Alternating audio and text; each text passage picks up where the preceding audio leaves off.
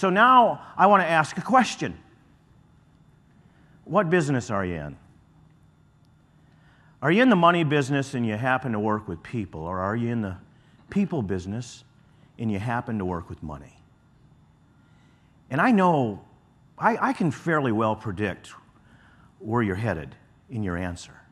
How many of you would lean to the latter and say, I'm probably in the people business and I happen to work with money, right?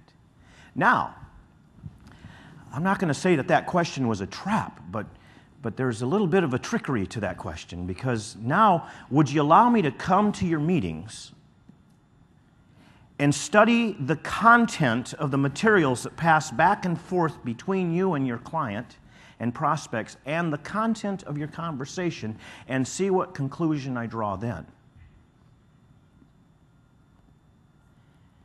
And this should give us pause, because this industry has it backward when it comes to this thing we call discovery. Discovery. There are a number of myths around discovery that I think we need to understand. When I think of this question, are you in the money business or are you in the people business? It really makes me think about how this business has changed. How many of you would say this isn't the business you signed on for today, right? How many of you say it's changed a lot? And how would you describe what you do? I think the best description I can find is that today this business requires you to be one part capitalist, one part social worker. Would you agree? And really the italicization today is on the social worker side of you. That's where you really have to excel today. And so we really need to examine our focus in conversation. What is it we focus on when we talk to people? And you know, by and large, this industry focuses on what? Numbers. When you sit down for your year-end review meeting, what's the first thing you talk about?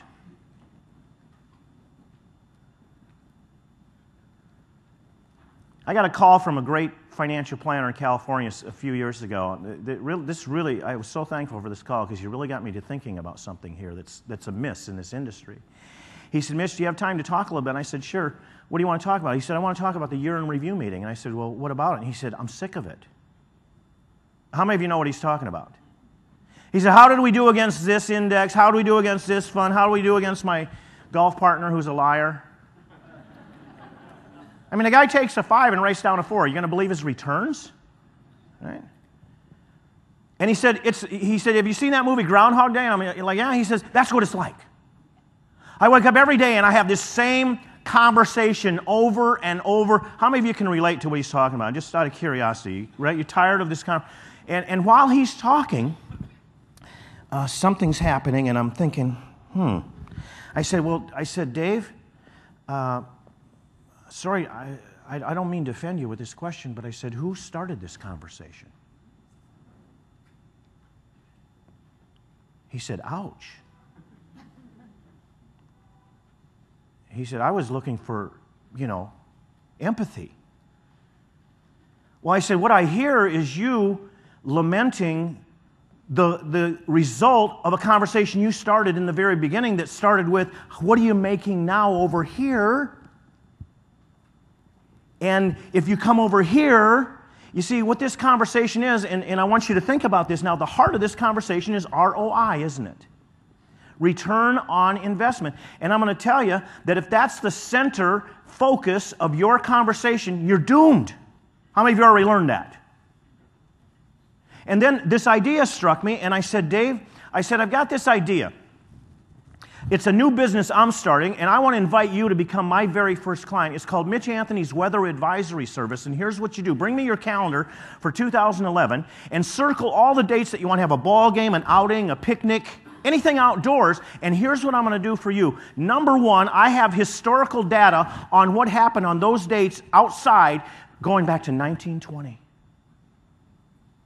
And number two, I have a climatological probability analysis program that will project June 13th into the future and tell you the probability of having sunshine on that day.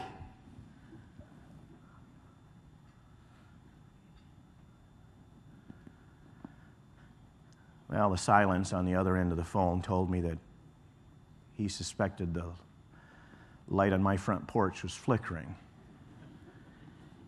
And I said, Dave, do you think I'm losing it here? And he said, I'm beginning to wonder. And I said, well, my next question to you is this. Tell me the difference between my proposed business and your current one. Because they're both premised on promising something we have no control over. And what I want to get you thinking about today is this.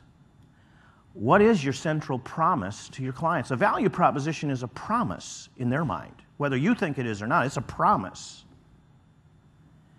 What's your central value proposition? What's your central promise to your clients? And the reason this is important is because you need to start asking questions that lead them toward your value proposition, where you want your value proposition to be centered.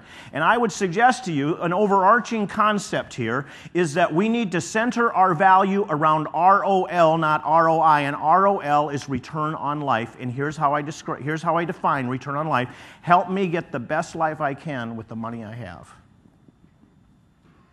I try to help my clients get the best life they can with the money they have. How many of you feel like you can fulfill that promise? A whole lot easier than beating the market or beating this or beating that index, right? It's something you can control.